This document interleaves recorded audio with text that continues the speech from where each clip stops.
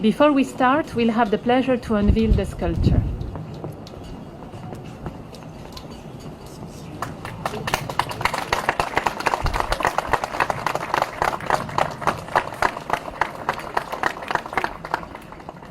Thank you very much and Շատ շնորհակալություն եւ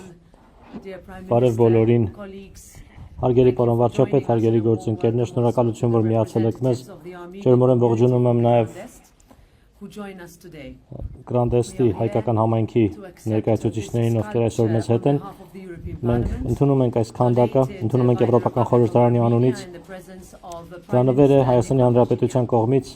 վարչապետ Նիկոլ Փաշինյանի ներկայությամբ։ Շնորհակալություն հարգելի վարչապետ այս գեղեցիկ արվեստի գործի համար։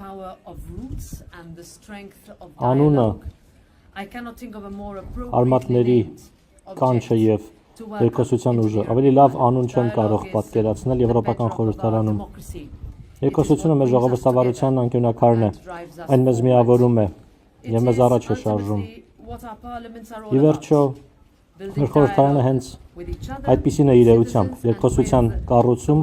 միմյանց հետ, քաղաքացիների հետ եւ մեզ շրջապատող աշխարհի հետ։ Եվ այս գեղեցիկ գործով հայոց այբուբենի այս պատկերմամբ հայերենն իր տեղն է ամրապնդում այն հարուստ եւ բազմազան երկխոսության մեջ, որը կոչվում է Եվրոպա։ Այս քանդակը հպարտորեն իր տեղը կզբաղեցնի եւ մենք էլ ենք հպարտ տեղ կզբաղեցնի խորհրդարանի մուտքի մոտ Սիմոն Վեյլ շինության կողքին եւ ազդակ կլինի բոլորին, ովքեր մուտք են գործում այս տունը։ Սա նվիրումն է մեր երկխոսությանը եւ մեր հավատարմությունն է խորհրդարանների միջև սերտ կապի։ Հայ բանաստեղծ Սիլվա Կապուտիկյանը հայոց լեզվի մասին գրել է. Ուր էլ լինես, այս լուսնի տակ ուր էլ գնաս, քո մայր լեզուն չմոռանաս։ Կարծում եմ այս զգացողությունը կիսում ենք բոլորս, կիսում ենք ժողովրդավարության այս տան ներսում։ Կրկին շնորհակալ եմ բոլորիդ եւ շնորհակալություն ձեզ, պարոն վարչապետ։ Thank you. Շնորհակալություն։ Հարգելի տիկին նախագահ, հարգելի բարեկամներ, նախ եւ առաջ թույլ տվեք բոլորիդ շնորհակալություն հայտնել այս հնարավորության համար, որ հայկական ինքնության այս շատ կարևոր խորհրդանիշը